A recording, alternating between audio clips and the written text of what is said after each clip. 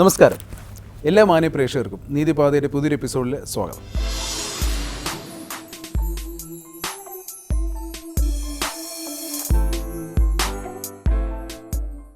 കഴിഞ്ഞ എപ്പിസോഡിൽ നമ്മൾ ചർച്ച ചെയ്തത് ടോർട്ടിനെ കുറിച്ചാണ്, അല്ലെങ്കിൽ ടോർഷ്യസ് ലേബിലിറ്റിയെ കുറിച്ചാണ്.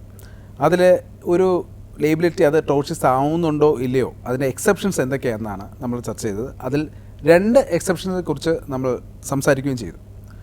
എന്നാൽ ടോർട്ടിനെക്കുറിച്ചുള്ള കൂടുതൽ എന്തൊക്കെയാണ് എക്സെപ്ഷൻസ് എന്നുള്ളതിനെക്കുറിച്ച് പറയാൻ അഡ്വക്കേറ്റ് അഭിലാഷ് NGS നമ്മോടൊപ്പം ചേരുന്നു. നമസ്കാരം സർ. നമസ്കാരം. നമ്മൾ കഴിഞ്ഞ എപ്പിസോഡിൽ ഞാൻ പറഞ്ഞുള്ള 2 എക്സെപ്ഷനെ കുറിച്ച് ചർച്ച ചെയ്തു. എങ്ങനെയാണ് ഒരു ടോർഷ്യസ് ലേബിലിറ്റി എറേസ് ആവുന്നത്, അല്ലെങ്കിൽ അത് ടോർഷ്യസ് ലേബിലിറ്റി ആവാത്തത് എന്ന കാര്യങ്ങളൊക്കെ നമ്മൾ പറയുകയുണ്ടായി. അപ്പോൾ അതിനെ തുടർന്ന് നമുക്ക് മൂന്നാമത്തെ ആദ്യത്തെ നമ്മൾ പറഞ്ഞു. ഒന്നെന്ന് പറയുന്നത് സാർ അതിനെ ഒന്ന് പറഞ്ഞാൽ മതി. ആദ്യം നമ്മൾ ഒരെണ്ണം പറഞ്ഞു വോളണ്ടറി നോട്ട് ഫിറ്റ് ഇഞ്ചുറി. അതെന്താണെന്നുള്ളത് വ്യക്തമാക്കി. രണ്ടാമത്തെ ഇന്നവിറ്റബിൾ ആക്സിഡൻ്റ് ആണ്. അടുത്ത മൂന്നാമതായിട്ട് നമ്മൾ പറയുകയാണെങ്കിൽ അതായത് മിസ്റ്റേക്ക്. നമ്മൾ പറഞ്ഞു മിസ്റ്റേക്ക്, തെറ്റെന്ന് പറഞ്ഞു കഴിഞ്ഞാൽ 2 രീതിയിൽ നമുക്ക് ഇതിനെ പറയാം. ഒന്ന് മിസ്റ്റേക്ക് ഓഫ് ഫാക്റ്റ്, മറ്റൊന്ന് മിസ്റ്റേക്ക് ഓഫ് ലോ. അതായത് ഒരു വസ്തുതയാൽ സംഭവിച്ച തെറ്റ് അല്ലെങ്കിൽ നിയമത്തിലുള്ള തെറ്റ്. ഇപ്പം അത് നമുക്ക് ഒരു തെറ്റായിട്ട് തന്നെയാണ് ശിക്ഷാ നിയമത്തിൽ നമ്മൾ മനസ്സിലാക്കിയിട്ട്. കാരണം ഒരു പ്രധാനമായിട്ട് പറയാം, നമ്മൾ വൺ വേ ഉള്ള ഇപ്പം റോഡിൽ എഴുതിയിട്ടുണ്ട് ഇത് വൺ വേ ആയിട്ട് മാത്രമേ ഉപയോഗിക്കാൻ പാടുള്ളൂ. അത് നമ്മൾ കട്ട് ചെയ്ത് അതില്ലെങ്കിൽ നമ്മൾ അടുത്ത വൺ വേ എന്നുള്ളത് കട്ട് ചെയ്ത് തിരിച്ചു പോവുകയാണെങ്കിൽ, ടേണായിട്ട് പോവുകയാണെങ്കിൽ നമ്മൾ പറയണം അവിടെ എനിക്ക് വൺ വേ എന്നുള്ള നിയമം എനിക്ക് അറിഞ്ഞുകൂടായിരുന്നു എന്ന് പറഞ്ഞ് പിന്മാറാൻ പറ്റത്തില്ല. അതാണ് മിസ്റ്റേക്ക് ഓഫ് ലോ എന്ന് പറഞ്ഞത്. അതുപോലെ തന്നെ മിസ്റ്റേക്ക് ഓഫ് ഫാക്റ്റ് എന്ന് പറഞ്ഞു കഴിഞ്ഞാൽ ഞാൻ ഒരിക്കൽ ഒരു കാര്യം പറഞ്ഞു കഴിഞ്ഞിട്ട് അത് ആ ഫാക്റ്റ് അല്ല, പുതിയൊരു എനിക്ക് തെറ്റുപറ്റിയതാണ് എന്ന് വീണ്ടും ഒരു ഫാക്റ്റ് പറഞ്ഞ് നമുക്ക് അത് ഒരു ഉദാഹരണം പ്രത്യേകിച്ച് പറയുകയാണെങ്കിൽ കേസുമായിട്ട് ബന്ധപ്പെട്ട് അത് നമുക്ക് പറയാൻ പാടില്ല. ഒരിക്കൽ അഡ്മിറ്റ് ചെയ്താൽ പിന്നെ എപ്പോഴും അത് തന്നെ നമ്മൾ അഡ്മിറ്റ് ചെയ്യണം. പക്ഷേ ഇതിനകത്ത് ഒരു എക്സംഷൻ എന്ന് പറഞ്ഞു കഴിഞ്ഞാൽ, ഇപ്പം ഒരാൾ ഉദാഹരണത്തിന് ഒരു മലീഷ്യസ് പ്രോസിക്യൂഷൻ, ഒരാൾക്കെതിരെ ഒരു വ്യക്തി മറ്റൊരു വ്യക്തിക്കെതിരെ കംപ്ലയിൻ്റ് കൊടുത്തു. അദ്ദേഹം അതിൽ നിന്നും ആ കേസ് നടപടിയുമായിട്ട് വളരെ കാലം പോയതിന് ശേഷം അവസാനം കേസ് വിധിയായി. എന്തെന്ന് വെച്ചാൽ ഇദ്ദേഹത്തെ മറ്റേ കംപ്ലയിൻറ്റ് റൈസ് ചെയ്തെങ്കിലും മറ്റേ വ്യക്തിക്ക് അതൊരു അദ്ദേഹത്തിന് പറ്റിയ പുറത്തൊരു കുറ്റം കണ്ടെത്താൻ കഴിയാതെ വന്നു. അങ്ങനെ വന്നു കഴിഞ്ഞാൽ ആ കേസ് അങ്ങനെ തള്ളി പോവുകയാണെങ്കിൽ ഈ പറയുന്ന വ്യക്തി, കേസ് ആരാണോ കൊടുത്ത വ്യക്തി, അതൊരു മലീഷ്യസ് പ്രോസിക്യൂഷൻ കൊടുക്കാൻ തക്ക വിധത്തിൽ ഉള്ള കുറ്റമായി കഴിഞ്ഞു. അതായത് ഇപ്പം ഒരു വ്യക്തി ഒരു കുറ്റം ചെയ്തു എന്ന് ഞാൻ കണ്ടെത്തുകയും ഞാൻ അദ്ദേഹത്തിനെതിരെ കേസ് കൊടുക്കുകയും അവസാനം കോടതി അവരെ വെറുതെ വിട്ടിട്ട് ഞാൻ മനഃപൂർവ്വം അദ്ദേഹത്തിനെ കംപ്ലയിൻറ്റ് കൊടുത്ത് കേസിൽ കൊണ്ടുപോയി ലിറ്റിഗേഷൻ നടത്തി ബുദ്ധിമുട്ടിച്ചു എന്ന് അദ്ദേഹം പറയുകയാണെങ്കിൽ എനിക്കെതിരെ ഒരു മലീഷ്യസ് പ്രോസിക്യൂഷൻ നിൽക്കും. പക്ഷേ എനിക്കൊരു തെറ്റായ ധാരണയിലാണ്, യഥാർത്ഥത്തിൽ അദ്ദേഹം കുറ്റം ചെയ്തിട്ടില്ല, പക്ഷേ എൻ്റെ അറിവനുസരിച്ച് അദ്ദേഹം കുറ്റം ചെയ്തു എന്നുള്ള ധാരണയായിരുന്നു എൻ്റെ മനസ്സിൽ. ആ ഒരു അടിസ്ഥാനത്തിൽ ഞാൻ അദ്ദേഹത്തിനെതിരെ കേസ് കൊടുത്തു, അദ്ദേഹത്തിന് വെറുതെ വിടുകയും തെളിവിൻ്റെ അടിസ്ഥാനത്തിൽ വെറുതെ വിടുകയും ചെയ്തു. അപ്പം ഞാൻ കൊടുത്ത കംപ്ലയിൻറ്റിൽ പറയുന്ന ഒരു ഒഫൻസ് അദ്ദേഹം ചെയ്തിട്ടില്ല എന്ന് എനിക്ക് അറിഞ്ഞുകൂടായിരുന്നു, ചെയ്തെന്നുള്ള വിശ്വാസത്തിലാണ് കൊടുത്തത്. അങ്ങനെയാണെങ്കിൽ എനിക്കെതിരെ മലീഷ്യസ് പ്രോസിക്യൂഷൻ, എൻ്റെ ഒരു മിസ്റ്റേക്കാണത്, എനിക്ക് തെറ്റുപറ്റിപ്പോയി, അതുകൊണ്ടാണ് അത് സംഭവിച്ചത് എന്ന് കോടതിക്ക് എല്ലാവർക്കും ബോധ്യപ്പെട്ടാൽ എനിക്കെതിരെ അയാളെ അനധികൃതമായിട്ട് അല്ലെങ്കിൽ യാതൊരു നിയമപരമായിട്ടല്ലാതെ ഒരു കോടതി നടപടികളിലേക്ക് വലിച്ചഴിച്ചതിന് എനിക്കെതിരെ നഷ്ടപരിഹാരം ചെയ്യാൻ പറ്റത്തില്ല. അതാണ് മിസ്റ്റേക്ക് ഓഫ് ഫാക്റ്റ്, മിസ്റ്റേക്ക് എന്ന് പറയുന്നത്. ഒരു ഉദാഹരണം ഞാൻ പറയും. അടുത്തായിട്ട് നമ്മൾ പറഞ്ഞത് ഒരു എക്സെപ്ഷൻ എന്ന് പറഞ്ഞത്, മിസ്റ്റേക്ക് കഴിഞ്ഞിട്ട് പറഞ്ഞത് പ്രൈവറ്റ് ഡിഫൻസ്. എന്താണ്? സ്വയം പ്രതിരോധിക്കുക. അതും അതിൽ നിന്നും ഒരു ടോർഷ്യസ് ലയബിലിറ്റി ഉണ്ടായാൽ ഒരു എക്സെപ്ഷൻ കിട്ടും. ഈ പ്രൈവറ്റ് ഡിഫൻസ് എന്ന് പറയുന്നത് വളരെ പ്രധാനപ്പെട്ട ഒരു IPCയിലൊക്കെ നമുക്ക് വളരെ വിപുലമായിട്ട് പറയാൻ പറ്റുന്നതാണ്. ഒരു വ്യക്തിക്ക് സ്വയം രക്ഷയ്ക്ക് വേണ്ടി എടുത്ത് ഉപയോഗിക്കാവുന്ന ഒരു എക്സെപ്ഷനാണ്. അദ്ദേഹത്തിൻ്റെ ഒരു ഫോഴ്സ് ഉപയോഗിച്ച് അദ്ദേഹത്തിൻ്റെ ജീവൻ രക്ഷിക്കുക. അതിൻ്റെ ഇടയ്ക്ക് ഒരിക്കലും ഒരു ക്രൈം ആവുകയില്ല എന്ന് നമുക്ക് നേരത്തെ അറിയാം. പക്ഷേ ടോർഷ്യസ് ലയബിലിറ്റിയും അല്ല. അദ്ദേഹം പ്രൈവറ്റ് ഡിഫൻസ് ഉപയോഗിക്കുന്ന സമയത്ത് ഏതെങ്കിലും രീതിയിൽ ഒരു ടോർഷ്യസ് ആയിട്ടുള്ള അല്ലെങ്കിൽ ഒരു തെറ്റ് അല്ലെങ്കിൽ ഒരു നെഗ്ലിജൻസ് അദ്ദേഹത്തിൻ്റെ ഭാഗത്തു നിന്നുണ്ടായി, അതുപോലെ തന്നെ അദ്ദേഹത്തിൻ്റെ ഭാഗത്ത് നിന്ന് റോങ് ഡൂയിങ് ഉണ്ടായി, അതൊരിക്കലും ഒരു ടോർഷ്യസ് ലയബിലിറ്റിയുടെ പരിധി വരത്തില്ല. ക്രൈം അല്ല എന്നുള്ളത് നമുക്ക് എല്ലാവർക്കും അറിയാം. നെഗ്ലിജൻ്റലി എന്നുള്ളൊരു വരുന്നില്ല, അവിടെ നെഗ്ലിജൻസ് ഇല്ല. പക്ഷേ അത് ചില അവസരങ്ങളിൽ വരാറുണ്ട്. ഉദാഹരണത്തിന് നമുക്കറിയാം, നമ്മൾ വയലോരത്തും പാടത്തുമൊക്കെ പോകുമ്പം ബോർഡ് എഴുതി വെച്ചിട്ടുണ്ട്, ഇവിടെ വിഷം ഇട്ടിട്ടുണ്ട്, എലിക്ക് വിഷം വെച്ചിട്ടുണ്ട്. അതുപോലെ തന്നെ ഇതിനകത്ത് മറ്റേ കിളികളും മറ്റുമൊക്കെ വന്നിരുന്ന് കഴിഞ്ഞാൽ പെല്ലറ്റ് വെച്ച് സ്റ്റോൺ അടിച്ച് ഓട്ടോമാറ്റിക്കലി അത് സെറ്റ് ചെയ്ത് വെച്ചിരിക്കുന്നതാണ്, ഓട്ടോമാറ്റിക്കലി അടിച്ച് വീഴുന്നുണ്ട്. അപ്പം കിളികളൊക്കെ ഇറങ്ങി പോകാനും. അപ്പം ഈ ബോർഡ് വെച്ചിട്ടുണ്ടെങ്കിൽ അവർ വയ്ക്കും എലിക്ക് വിഷം വെച്ചിട്ടുണ്ട് എന്നുള്ള, അതുകൊണ്ട് വ്യക്തമാകുന്നത് മറ്റ് വളർത്തുമൃഗങ്ങളെ ആ ഒരു പാടത്തേക്ക് വിടരുത് എന്നുള്ളൊരു മുന്നറിയിപ്പാണ്, നോട്ടീസ് അല്ലെങ്കിൽ പ്രിക്കോഷനാണ്. ആ പ്രിക്കോഷൻ ലംഘിച്ച് അവർ കോഴിയോ മറ്റുമൊക്കെ തുറന്ന് വിട്ട് കഴിഞ്ഞാൽ, പശുവിനെയൊക്കെ കൊണ്ട് കെട്ടിക്കഴിഞ്ഞാൽ അതിൻ്റെ അനന്തരഫലമായി ഈ മൃഗങ്ങൾ ചത്തൊടുങ്ങുകയും അതിൻ്റെ ഉടമസ്ഥർക്ക് നഷ്ടം ഉണ്ടാവുകയും ചെയ്താൽ നമ്മളെ ഒന്നും ഒരിക്കലും ആരാണോ വെച്ച ആ വ്യക്തിയിൽ നിന്ന് പാടത്തിൻ്റെ ഉടമ വിഷമിച്ച ആൾ അവർക്കെതിരെ ഒരു ടോർഷ്യസ് ലയബിലിറ്റി നിൽക്കത്തില്ല, കോമ്പൻസേഷൻ നിൽക്കത്തില്ല. കാര്യം ഓൾറെഡി അദ്ദേഹം പറഞ്ഞിട്ടുണ്ട്. അതുപോലെ കിളിയും മറ്റേ പ്രാണികളെ ഓട്ടിക്കാൻ പെല്ലറ്റ് ഉപയോഗിച്ച് ഫയർ ചെയ്ത് കഴിഞ്ഞാൽ അതിൻ്റെ അത് ബോർഡ് എഴുതി വെച്ചിട്ടുണ്ട്, നോട്ടീസ് വെച്ചിട്ടുണ്ട്, അറിയിപ്പൊരു. അപ്പോൾ അത് അറിഞ്ഞു വെച്ചിട്ട് അതിൻ്റെ ഉള്ളിൽ പ്രവേശിക്കുകയും ഈ പെല്ലറ്റിൻ്റെ അടി കൊണ്ട് പരിക്കേൽക്കുകയും ചെയ്താൽ അതിനൊരിക്കലും കോമ്പൻസേഷനിലേക്ക് നമുക്ക് ആവശ്യപ്പെടാൻ സാധ്യതയില്ല. അതാണ് ഒരു ഉദാഹരണമായിട്ട് പറയാൻ പറ്റും. പക്ഷേ അവിടെ ബോർഡ് വെച്ചിട്ടില്ല, നമുക്ക് അറിഞ്ഞുകൂടാ, ഇങ്ങനെ ഒരു ഡിസ്പ്ലേ വെച്ചിട്ടില്ല, അവിടെ ഇങ്ങനെ ഉള്ള ഒരു സംവിധാനം ചെയ്തിട്ടുണ്ട് എന്നുള്ളത് ഒരറിയിപ്പ് നൽകാതെ നമ്മളെ ഒരു എന്താണ് അജ്ഞതയോടുകൂടി അതിനകത്ത് പ്രവേശിക്കുകയും നമുക്ക് അതുകൊണ്ട് പെല്ലറ്റ് കൊണ്ട് നമുക്ക് ഒരു ഇഞ്ചുറി ഉണ്ടാവുകയും ചെയ്താൽ ഈ പറയുന്ന ഓണർക്കെതിരെ നമുക്ക് കോമ്പൻസേഷൻ നിൽക്കും. അതുപോലെ തന്നെ ഇത് മുന്നറിയിപ്പ് ബോർഡില്ലാതെ ഉള്ള സ്ഥലത്തേക്ക് കോഴിയും മറ്റ് മൃഗങ്ങളെയൊക്കെ പറഞ്ഞു വിട്ട് അത് ഭക്ഷിക്കുകയും അതിൻ്റെ അനന്തരഫലമായി അത് മരിക്കുകയും ചെയ്താൽ അവിടെയും ടോർഷ്യസ് ലയബിലിറ്റി നമുക്കെതിരെ നിൽക്കും. അപ്പോൾ രണ്ട് രീതിയിൽ നമുക്ക് അത് വ്യാഖ്യാനിക്കാം. മറ്റൊരു പ്രധാന ഘടകം അല്ലെങ്കിൽ ഒരു എക്സെപ്ഷൻ എന്ന് പറഞ്ഞാൽ നെസസിറ്റി, നമ്മളെ ആവശ്യകത. അതിന് എന്ന് വെച്ചാൽ നമുക്കിപ്പം നമ്മുടെ ഒരു ആവശ്യത്തിൻ്റെ അടിസ്ഥാനത്തിൽ നമുക്ക് വളരെ അത്യാവശ്യമുള്ള ഒരു കാര്യം അത് ചെയ്യുക വഴി ഒരു റോങ് ഡൂയിങ് ഉണ്ടായി, മറ്റൊരാൾക്ക് നഷ്ടമുണ്ടായി, പക്ഷേ അത് അത്യാവശ്യമായിരുന്നു, അതിൻ്റെ ഫലമായിട്ടാണ് നമ്മൾ ചെയ്തത് ഒരു പ്രവൃത്തി, അതുകൊണ്ട് മറ്റൊരാൾക്ക് ദോഷമുണ്ടായി, അതൊരിക്കലും ടോർഷ്യസ് ലയബിലിറ്റി വരില്ല. ഒരുപാട് ഉദാഹരണം പറയാനില്ലെങ്കിലും പ്രധാനപ്പെട്ട ഒരു ഉദാഹരണം ഞാൻ പറയാം. അതായത് കപ്പലിൽ ഒരുപാട് ഗുഡ്സൊക്കെ ലോഡ് ചെയ്ത് പോകാറുണ്ട്, ഒരുപാട് ചരക്കുകളൊക്കെ ആയിട്ട് പോകാറാകുമ്പോൾ ഇങ്ങനെ പറ്റുകൊണ്ടിരിക്കുന്ന അവസ്ഥയിൽ അതിന് അറിയാമല്ലോ പ്ലിംസോൾ ലൈൻ എന്ന് പറഞ്ഞിട്ട് കപ്പലിൻ്റെ എത്രമാത്രം ഭാരം കയറ്റാം. പ്ലിംസോൾ ലൈൻ എന്ന് പറഞ്ഞാൽ ഈ ഡീപ്പ് ലെവല് വാട്ടർ ലെവല് പ്ലിംസോൾ ലൈനിന് മുകളിൽ പോകാൻ പാടില്ല, അതിന് താഴെ മാത്രമേ നിൽക്കാൻ പാടുള്ളൂ. അതിന് മുകളിൽ പോയി കഴിഞ്ഞാൽ കപ്പൽ മുങ്ങിപ്പോവും. അതിൻ്റെ അർത്ഥം വെച്ചാൽ അത്രയും ഭാരം അതിനകത്ത് കയറ്റാം. പ്ലിംസോൾ ലൈനിൻ്റെ താഴെ വരെ വാട്ടർ ലെവൽ നിൽക്കുന്ന വരെ മാത്രമേ അവിടെ ഗുഡ്സ് കയറ്റാൻ പാടുള്ളൂ, പക്ഷേ വെയിറ്റ് കയറാൻ പാടുള്ളൂ. അങ്ങനെ ഒരു സംവിധാനമാണ് ഞാൻ പറഞ്ഞത്, അങ്ങനെ ഒരു സംവിധാനം വെച്ചിട്ടുണ്ട്. പക്ഷേ പ്ലിംസോൾ ലൈനിന് മുകളിൽ കയറ്റിയാൽ തെറ്റ് തന്നെയാണ്. ഇപ്പോൾ ഉൾക്കടലിൽ പൊയ്ക്കൊണ്ടിരിക്കുന്നത് ഒരുപാട് ഗുഡ്സ് ഇരിക്കുകയാണ്, വെയിറ്റ് താങ്ങാൻ പറ്റാതെ കപ്പൽ മുങ്ങിപ്പോവും എന്നൊരവസ്ഥ വരെയാണ്. ഈ പറയുന്ന ഗുഡ്സ് എന്ന് പറഞ്ഞാൽ പല ആൾക്കാർ ഇതിനകത്ത് കയറ്റി അയക്കുകയാണ്, അവരത് കിട്ടും എന്ന് പ്രതീക്ഷിച്ച് അവർ ആ പ്രതീക്ഷയോടെ എക്സ്പെക്റ്റേഷനോടെ ഇരിക്കുകയാണ്. ആ അവസരത്തിലാണ് പെട്ടെന്ന് ഈ പറയുന്ന കപ്പലിലുള്ള ആൾക്കാരെയും പാസഞ്ചേഴ്സിനെയും ജോലിക്കാരെയും കപ്പൽ മുങ്ങാതിരിക്കാനും ഒക്കെ വേണ്ടി അതിൻ്റെ വെയിറ്റ് കുറയ്ക്കാൻ കുറേ സാധനങ്ങളെടുത്ത് കടലിൽ ഡംപ് ചെയ്യുന്നു. അതൊരു റോങ് ഡൂയിങ് ആണ്, അത് ചെയ്യുന്ന ഒരു തെറ്റാണ്. ഈ പറയുന്ന സംഭവത്തിൻ്റെ ഈ ഗുഡ്സിൻ്റെ ഓണേഴ്സിന് ഒരുപാട് നഷ്ടമാണ്. പക്ഷേ അതൊരു ടോർഷ്യസ് ലയബിലിറ്റി അല്ല, ഡാമേജ് ചോദിക്കാൻ പറ്റത്തില്ല, കോമ്പൻസേഷൻ ചോദിക്കാൻ പറ്റില്ല. കാരണം അവിടെ കപ്പലിനെ മുങ്ങാതെ സംരക്ഷിക്കണം, രണ്ടാമത് പാസഞ്ചേഴ്സിനെ രക്ഷിക്കണം, പിന്നെ ബാക്കി ജോലിക്കാരുടേത് എല്ലാം അതിൻ്റെ എല്ലാം മുൻനിർത്തിക്കൊണ്ടാണ് കുറച്ച് ഗുഡ്സ് എടുത്ത് അത് കടലിലേക്ക് ഇട്ടത് ഷിപ്പിൽ നിന്ന്. അതുകൊണ്ട് അത് നെസസിറ്റിയാണ്, ആവശ്യകതയാണ്.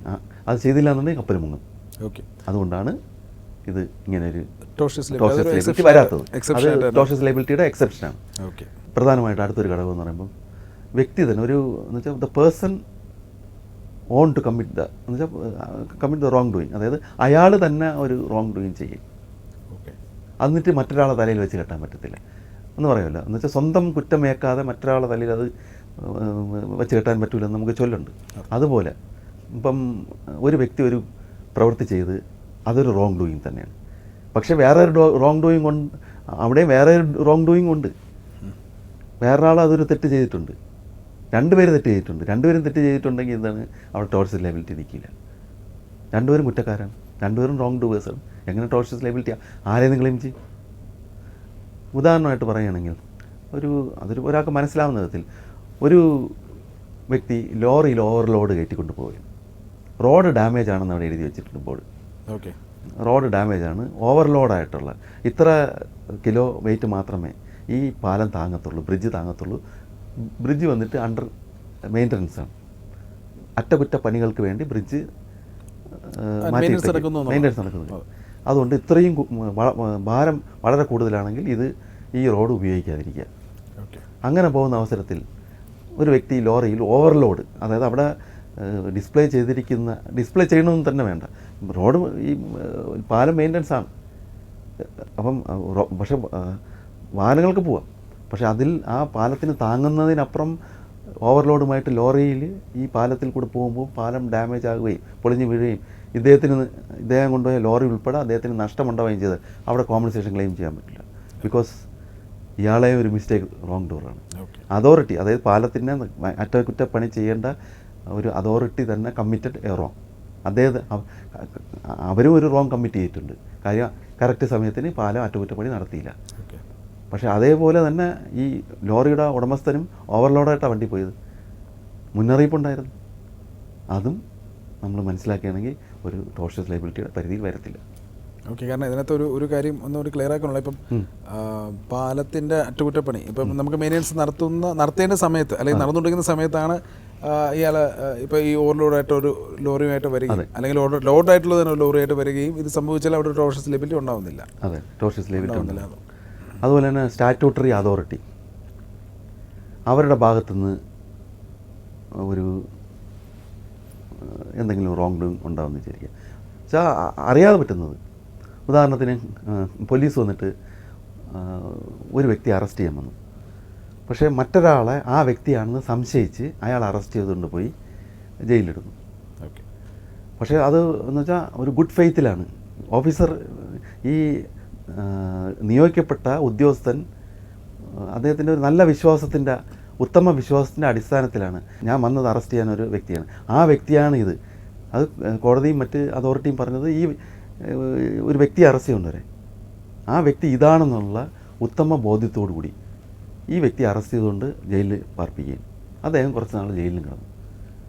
ജയിലിൽ കിടന്നപ്പോൾ പിന്നീട് ആ വ്യക്തിയല്ല, മറ്റൊരു തെറ്റ് പറ്റിപ്പോയി എന്ന് മനസ്സിലാക്കി ആ വ്യക്തിയെ പുറത്തുവിടുകയും ചെയ്തു.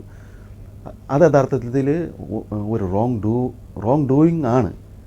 പക്ഷേ അറിഞ്ഞുകൊണ്ടുള്ള റോങ് ഡൂയിങ് അല്ല, മനഃപൂർവ്വം ചെയ്ത തെറ്റല്ല. അണ്ടർ ഗുഡ് ഫെയ്ത്തിലാണ് ഇദ്ദേഹം ചെയ്തത്. അതൊരു ടോർഷ്യസ് ലയബിലിറ്റി ആയിട്ട് പറയാൻ പറ്റത്തില്ല. ടോർഷ്യസ് ലയബിലിറ്റി അവിടെ എറേസ് ചെയ്യാനുള്ള സാധ്യത കുറവാണ്. അതല്ലാന്നുണ്ടെങ്കിൽ അത് ഇൻറ്റൻഷനലി ചെയ്തതാണ് എന്നുള്ളത് തെളിയിക്കണം, ഈ വിക്ടിം തെളിയിക്കേണ്ടി വരും. മറ്റത് അവസാനമായിട്ട് പറയാനുള്ളത് ആക്ട് ഓഫ് ഗോഡ്, ദൈവത്തിൻ്റെ. അത് നമുക്ക് ഒരു നാച്ചുറൽ കലാമിറ്റി അങ്ങനെയൊക്കെ ഉള്ളത്. അപ്പം അതായത് നമുക്ക് അൺകൺട്രോൾഡ്, അനിയന്ത്രിതമായിട്ടുള്ള ഒരു പ്രവൃത്തിയുടെ ഫലമായി ഒരാൾക്ക് നഷ്ടമുണ്ടാകുക, അത് നമുക്ക് ചിന്തിക്കാൻ പറ്റാത്ത കാര്യം, നമുക്കൊന്നും ചെയ്യാൻ പറ്റത്തില്ല. അത് ഓക്കെ, ഇപ്പോൾ ഒരു പ്യുവർ ആക്സിഡൻറ്റ്, ഇപ്പോൾ നമുക്ക് MACT കേസുകളിലാണ്, വാട്ടർ ആക്സിഡൻറ്റ് കേസുകളിലാണ് നമുക്ക് പറയാനുള്ളത്.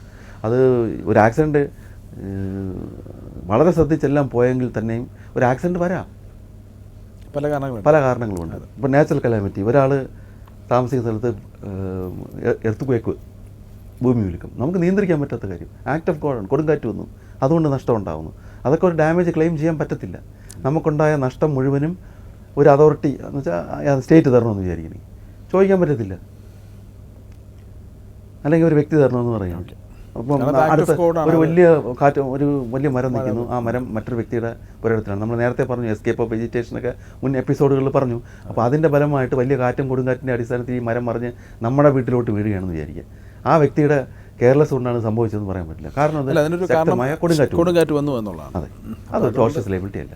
അപ്പോൾ ഇത് ഇത്രയുമാണ്. കാരണം അതൊരു അൺഎക്സ്പെക്ടഡ്ലി സംഭവിക്കുന്ന ഒരു ആക്സിഡൻ്റ് ആണ്. അതൊരു ശക്തി അല്ലെങ്കിൽ വളരെ കൃത്യമായി നിന്നൊരു മരം ഈ ആക്റ്റിൽ ഈ ഒരു കാറ്റുകൊണ്ട് ഉണ്ടായി വരുന്ന ഒരു പ്രതിഭാസത്തിൽ അത് വീഴുന്നു. അപ്പം ഇതിനകത്ത് പ്രധാനമായിട്ട് പറയാമെന്നുള്ളത് ഇത്രയും കാര്യങ്ങളാണ് ഒരു ടോർഷ്യസ് ലയബിലിറ്റി അല്ലാതെ വരുന്നത്. എക്സെപ്ഷൻസ്, ടോർഷ്യസ് ലയബിലിറ്റിയുടെ എക്സെപ്ഷൻസ് എന്തൊക്കെയാണ് എന്നുള്ളതാണ് നമുക്ക് മനസ്സിലാക്കാൻ സാധിക്കുന്നത്. അടുത്ത് ഒരു പ്രധാനമായിട്ട് വൈക്കേരിയസ് ലയബിലിറ്റി.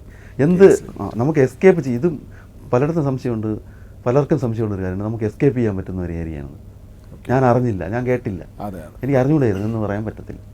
അതാണ് വൈക്കേരിയസ് ലയബിലിറ്റി എന്ന് പറയുന്നത്. അതായത് അതൊരു എക്സെപ്ഷൻ അല്ല, അത് ലയബിലിറ്റി തന്നെയാണ്. ഒരു ടോട്ടൽ ലയബിലിറ്റി എന്താണ് എന്നാണ് നമ്മൾ പറയുന്നത്. അതായത് vicarious liability, master is liable എന്ന് പറയും. അതായത് ഇപ്പോൾ നമ്മളറിയാം, നമ്മുടെ വണ്ടി നമ്മുടെ ജോലിക്കാരന് ഓടിക്കാൻ കൊടുക്കുകയും അല്ലെങ്കിൽ നമ്മളെ മക്കൾ എടുത്തുകൊണ്ട് പോവുകയും അവിടെ അത് വെച്ചൊരു ആക്സിഡൻ്റ് ആയി കഴിഞ്ഞാൽ അതിൻ്റെ ഉത്തരവാദിത്വം നമ്മൾ തന്നെയാണ്. കാരണം ഉത്തരവാദിത്വം നമുക്ക് ഒഴിഞ്ഞു മാറാൻ പറ്റില്ല. അതാണ് വൈക്കേരിയസ് ലയബിലിറ്റി എന്ന് പറയുന്നത്. നമ്മൾ അറിഞ്ഞോ അറിയാതെ അതിനകത്ത് ഒരു ടോർഷ്യസ് ലയബിലിറ്റി ചെയ്യുന്നുണ്ട്. ലയബിലിറ്റി അറൈസ് ആവുന്നുണ്ട്. നമ്മൾ അതിനുള്ള കോമ്പൻസേഷൻ ചെയ്യേണ്ടത് മസ്റ്റാണ്. അതാണ് അതിനകത്തുള്ള പ്രധാന കാര്യം. ഇപ്പം ഉദാഹരണത്തിന് മറ്റൊരു ഉദാഹരണം പ്രധാനപ്പെട്ട, നമ്മളൊരു വീട് അടഞ്ഞു കിടക്കുന്നു. ആ വീട്ടിൽ നമ്മളത് വാടക കൊടുക്കാനും കിട്ടിയിരുന്നു. പക്ഷെ നമ്മളറിയാതെ അവിടെ ഒരു അനാശാസ്യ പ്രവർത്തനങ്ങളും മറ്റുമൊക്കെ നടക്കുന്നു. അതെനിക്ക് അറിഞ്ഞുകൂടാ, കണ്ടില്ല, കേട്ടില്ല എന്ന് പറയാൻ പറ്റത്തില്ല. അതിൻ്റെ ഉത്തരവാദി നമ്മളിവിടെ ആവും. കാരണം അതിങ്ങനെ വീട് അടച്ചിട്ടിരുന്നു എന്നുള്ള ഒരു കാര്യമല്ല, അതിനവിടെ എന്തെങ്കിലും സംഭവിച്ചു കഴിഞ്ഞാൽ അതുകൊണ്ട് നമ്മൾ എന്നും പോയി അതിനെ നമുക്ക് കഴിയുന്ന സമയങ്ങളിൽ പോയി അവിടെ എന്തെങ്കിലും നടക്കുന്നുണ്ടോ ആസറ്റ് കീപ്പ് ചെയ്യേണ്ടത് നമ്മുടെ പൂർണ്ണമായ ഉത്തരവാദിത്വമാണ്. അത് നിരീക്ഷിക്കേണ്ടത്. അത് നേരത്തെ പറഞ്ഞ വാഹനങ്ങൾ, ഇപ്പോൾ ആരെങ്കിലും വാഹനം എടുത്തുകൊണ്ട് പോയി, ഇപ്പോൾ നമ്മുടെ വാഹന സുഹൃത്തുക്കളോ ആരെങ്കിലും എടുത്തുകൊണ്ട് പോയി എവിടെയെങ്കിലും തട്ടി അല്ലെങ്കിൽ എന്തെങ്കിലും സംഭവിച്ചു കഴിഞ്ഞാൽ അതിൻ്റെ ഉത്തരവാദിത്വം നമുക്ക് മാറാൻ സാധ്യമല്ല എന്നുള്ളതാണ്. അപ്പോൾ കേസ് ലയബിലിറ്റിയുടെ ഘടകത്തിൽ അല്ലെങ്കിൽ അണ്ടറിൽ അത് വരുന്നുണ്ട് എന്നുള്ളതാണ്. RC ഓണറും കൂടിയൊക്കെ അതിന് പ്രതിയായി വരും. കാരണം MSD കേസ് നമുക്ക് ഒരുപാട് കേസ് നമ്മൾ ചുറ്റും നടന്നുകൊണ്ടിരിക്കുകയാണ്. അപ്പോൾ എന്ത് കാര്യത്തിലും ഈ പറയുന്ന പോലെ ഇങ്ങനൊരു കേസ് ലയബിലിറ്റിയിലേക്ക് വരാം. അപ്പോൾ അതൊക്കെ നമ്മൾ മനസ്സിലാക്കിയിരിക്കുക. കൂടുതലായിട്ട് നമ്മൾ പറയുകയാണെങ്കിൽ നെഗ്ലിജൻസ് എൻ്റെ ഇപ്പം നമ്മൾ പറയാറുണ്ട്, അലസമായി നമ്മൾ ചെയ്തത് പലതും, ഞാൻ ശ്രദ്ധിച്ചില്ല, ഞാൻ കണ്ടില്ല. ഒരു ടോർഷ്യസ് ലയബിലിറ്റിയുടെ ഏറ്റവും പ്രധാന ഘടകം നെഗ്ലിജൻസാണ്, അലസത. അതുകൊണ്ട് എന്ത് സംഭവിച്ചാലും ശരി അതെല്ലാം നമ്മൾ ഉത്തരവാദിത്തം. അതിനിപ്പോൾ നമുക്കൊരു എക്സാമ്പിൾ വിജിലൻ്റായിരിക്കണം.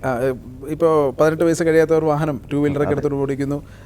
പാരൻസ് അല്ലെ അമ്മയോ അച്ഛനോ ഒക്കെ ആയിരിക്കും RC ഓണർ. അവരെല്ലാവരും അതിൻ്റെ പ്രതികളായി ശിക്ഷ അനുഭവിക്കേണ്ടി വരുന്ന ഒരു അവസ്ഥയിൽ തീർച്ചയായിട്ടും നെഗ്ലിജൻറ്റ് നമ്മളെ അലസത കൊണ്ട്, നമ്മളെ നെഗ്ലിജൻസ് കൊണ്ട് സംഭവിച്ചാൽ നമ്മൾ കോമ്പൻസേറ്റ് ചെയ്യാനും ഡാമേജ് നികത്താനും തയ്യാറായിരിക്കണം. അത് പൂർണ്ണമായും അത് ടോർഷ്യസ് ലയബിലിറ്റിയാണ്. അത് കൃത്യമായി തന്നെ മനസ്സിലാക്കി ജീവിക്കേണ്ടിയിരിക്കേണ്ട ഒരു കാര്യമാണ്. അവസാനമായിട്ട് പറയാനുള്ളത് സ്ട്രിക്റ്റ് ലയബിലിറ്റി എന്ന് പറയും, ഓർ അബ്സല്യൂട്ട് ലയബിലിറ്റി.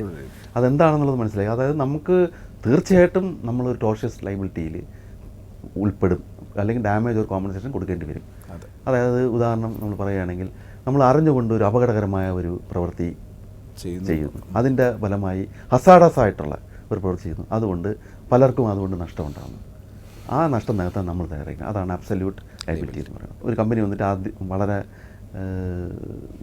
പൊല്യൂഷൻ ആയിട്ടുള്ള അല്ലെങ്കിൽ ഡേഞ്ചറസ് ആയിട്ടുള്ള അല്ലെങ്കിൽ പോയ്സണൈസ് ഉള്ള കുറേ കെമിക്കൽസ് പ്യൂരിഫൈ ചെയ്യുന്ന ഒരു കമ്പനിയാണ്. അതിൽ നിന്ന് കുറേ കെമിക്കൽസ് നമുക്കറിയാം, അത് ആ കമ്പനിക്കറിയാം, കമ്പനിയുടെ എല്ലാവർക്കും അറിയാം അത് പോയ്സണസ് ആണ്, ഡേഞ്ചറസ് ആണ്, അത് വളരെ കെയർഫുള്ളായിട്ട് തന്നെ ചെയ്യണം, വളരെ പ്രിക്കോഷ്യസ് ആയിരിക്കണം.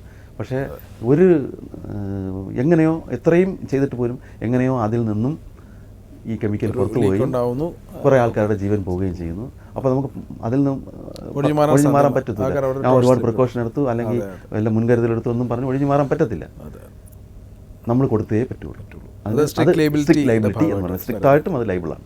അപ്പോൾ ശരിക്കും പറഞ്ഞാൽ ഈ ടോർട്ട് എന്താണെന്നുള്ളത്, ടോട്ടൽ ആ എക്സെപ്ഷൻസ്, ടോർട്ട് എന്താണെന്ന് പറഞ്ഞാൽ ടോർഷ്യസ് ലയബിലിറ്റി എങ്ങനെ ഉണ്ടാകുന്നു, അതിനൊരു കോമ്പൻസേഷൻ എങ്ങനെയാണ്, അത് നമുക്ക് സിവിൽ റൂട്ട്സിലായിരിക്കും അത് പോകുന്നു എന്നുള്ളത്. ഈവൻ ക്രിമിനലിൻ്റെ ഒരു കേസിൽ പോലും ഇത് ബാധകമായി വരുന്നു എന്നാണ് നമുക്ക് മനസ്സിലാക്കാൻ സാധിക്കും. ഇത് വേറൊരു കാര്യം പറയുകയാണെങ്കിൽ, ഇത് നമ്മൾ ടോർഷ്യസ് ലയബിലിറ്റി എന്ന് പറയുന്നത് പുതിയൊരു വാക്കാണ്. പക്ഷേ ഇതെന്താണെന്ന് വാക്ക് പുതിയതല്ല, പക്ഷെ പരിചിതമല്ല. പക്ഷെ ഇത്രയും ഒഫൻസ് ഇതിനകത്ത് ഉൾക്കൊള്ളൂ എന്നുള്ളത് ഇപ്പോഴാണ് മനസ്സിലായത്. അതെ, തീർച്ചയായും. പക്ഷേ ഇതെല്ലാം പല നിയമങ്ങളിലും ഉണ്ട്. ഈ ടോർഷ്യസ് ലയബിലിറ്റി പലരും അന്തർലീനമായിരിക്കുന്നു എന്ന് ഇപ്പം ഈ ഒരു സംവാദത്തിലൂടെ നമുക്ക് മനസ്സിലായതാണ്. ഈ പറയുന്ന എല്ലാ ഒഫൻസുകൾ, ചിലത് ഒഫൻസ് ആയിട്ടുണ്ട്, ചിലത് സിവിൽ റോങ് ആയിട്ടുണ്ട്, ചിലത് ക്രൈം ആയിട്ടുണ്ട്, ചിലത് ആക്സിഡൻ്റ് ആയിട്ടുണ്ട്, ചിലത് കോമ്പൻസേഷൻ ആയിട്ട്. ഇപ്പോൾ ഈവൻ കൺസ്യൂമർ ഒരു ഗുഡ്സ് വാങ്ങിച്ചു, അത് നമുക്കൊണ്ട് നഷ്ടം ഉണ്ടായ ലോസ്, അതൊരു ടോർഷ്യസ് ലയബിലിറ്റിയാണ്. കൺസ്യൂമറിൽ പോയിട്ട് നമ്മൾ കോമ്പൻസേഷൻ വരുന്നു, ഞാൻ വാങ്ങിയ ഒരു ഒരു ഒരു ഡ്യൂറബിൾ പ്രോഡക്റ്റ് ഒരു പ്രോഡക്റ്റ് പ്രോഡക്റ്റ് അത് ഡാമേജ്ഡ് ആണ് അല്ലെങ്കിൽ മാനുഫാക്ചറിങ് ഡിഫക്ട്സ് ഉണ്ട്, എനിക്ക് അതുകൊണ്ട് യൂസ് ഉണ്ടായില്ല. സോ അല്ലെങ്കിൽ അത് കാരണം തന്നെ എനിക്ക് കൂടുതൽ നഷ്ടമുണ്ടായി. ഞാൻ പ്രതീക്ഷ എൻ്റെ ഒരു പർപ്പസ് നടന്നില്ല. അത് ആ പർപ്പസ് നടക്കാത്തതിനാൽ എനിക്ക് സാമ്പത്തിക നഷ്ടമുണ്ടായി, സമയ നഷ്ടമുണ്ടായി. അപ്പോൾ അങ്ങനെയൊക്കെ പറഞ്ഞ് തന്നെയാണ് കൺസ്യൂമറിലേക്ക് കേസ് ഫയൽ ചെയ്യുന്നതും. കൺസ്യൂമർ കൂടുതൽ അത് പരിഗണിച്ചിട്ട് അതിൻ്റെ ഫാക്ട് മെറിറ്റ് നോക്കി തന്നെയാണ് അവാർഡ് ചെയ്യുന്നത്. അതിൻ്റെ ഒരു ടോർഷ്യസ് ലയബിലിറ്റിയുടെ ഒരു ഘടകം അതിനകത്തുണ്ട്. അതും കാര്യം കോമ്പൻസേഷൻ ഡാമേജസും ചോദിക്കുന്നുണ്ട്. പ്രസക്തമായ ഒരു പ്രസക്തമായ സംഗതിയാണ്. ഏറ്റവും പ്രസക്തമായിട്ട് നമ്മൾ പറയാൻ പറ്റുന്നതാണെങ്കിൽ ഡിഫമേഷൻ, അപകീർത്തിപ്പെടുത്തുക. അത് ഒരു ടോർഷ്യസ് ലയബിലിറ്റിയുടെ ഭയങ്കര ഘടകമുണ്ട്. കാര്യം അത് ക്രിമിനൽ ആസ് വെൽ ആസ് സിവിലാണ്. ക്രിമിനൽ നിൽക്കട്ടെ, അത് IPC വഴി അല്ലെങ്കിൽ അത് ഈ ശിക്ഷാ നിയമം വഴി പോവും. പക്ഷേങ്കിൽ ഇത് സിവിൽ റോങ് ആയിട്ട് വരുമ്പം നമ്മൾ ഡാമേജസ് ചോദിക്കാറുണ്ട്. എന്നെ അപകീർത്തിപ്പെടുത്തി എനിക്ക് അതുകൊണ്ട് ഒരുപാട് പേഴ്സണൽ ഇഞ്ചറി, എൻ്റെ പേരിനും പ്രശസ്തിക്കും എല്ലാത്തിനും, എൻ്റെ സമൂഹത്തിലുള്ള നിലനിൽപ്പിന് എല്ലാത്തിനെയും ബാധിച്ചു. അതുകൊണ്ട് എനിക്ക് ഇത്ര രൂപ നഷ്ടമായി, ഇത്രത്തോളം നഷ്ടമുണ്ടായി. അത് പരിഹരിക്കണമെങ്കിൽ, ആ അപകീർത്തിയിൽ നിന്ന് എനിക്ക് മോചിതനാവണമെങ്കിൽ എനിക്ക് ഇത്ര രൂപ കോമ്പൻസേഷൻ തരണം. അപ്പോൾ ശരിക്കും അതൊരു ടോർഷ്യസ് ലയബിലിറ്റിയുടെ ഒരു എന്താണ് ഒരു ഭാഗമാണ്, പ്രസക്തമായ ഭാഗമാണ്. അപ്പോൾ നമ്മൾ ഈ കഴിഞ്ഞ 3 എപ്പിസോഡുകൾ, നീതിപാതൻ്റെ 3 എപ്പിസോഡുകളും ചർച്ച ചെയ്തത് ടോർട്ട് എന്താണെന്നുള്ളതും ടോർഷ്യസ് ലയബിലിറ്റി എന്താണെന്നുള്ളതും അതിൻ്റെ ചില അല്ലെങ്കിൽ ഏതൊക്കെ ആപ്ലിക്കേഷൻ അല്ലെങ്കിൽ ഏതൊക്കെയാണ് എക്സെപ്ഷൻസ് വരുന്നത് എന്നുള്ളതിനെ കുറിച്ചൊക്കെ വളരെ വിശദമായി തന്നെ നമുക്ക് നമ്മുടെ പ്രേക്ഷകർക്ക് ആ ഒരു വിവരം അല്ലെങ്കിൽ അതിനെക്കുറിച്ചുള്ള അറിവ് പങ്കുവയ്ക്കാൻ സാധിച്ചിട്ടുണ്ടെന്നാണ് ഞാൻ വിചാരിക്കുന്നത്. അപ്പോൾ നമ്മുടെ ഈ നീതിപാതയുടെ എപ്പിസോഡ് വൈൻഡപ്പ് ചെയ്യാൻ സമയമായിരിക്കുകയാണ്. അപ്പോൾ പുതിയൊരു എപ്പിസോഡിൽ പുതിയൊരു നിയമ വിഷയവുമായി വീണ്ടും കാണാം. നന്ദി, നമസ്കാരം.